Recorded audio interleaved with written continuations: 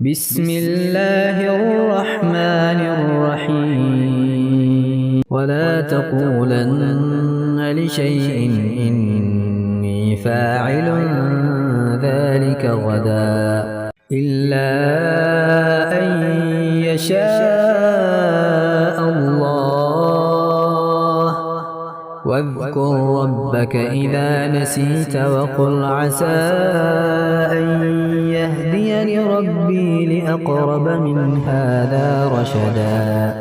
ولبثوا في كهفهم 300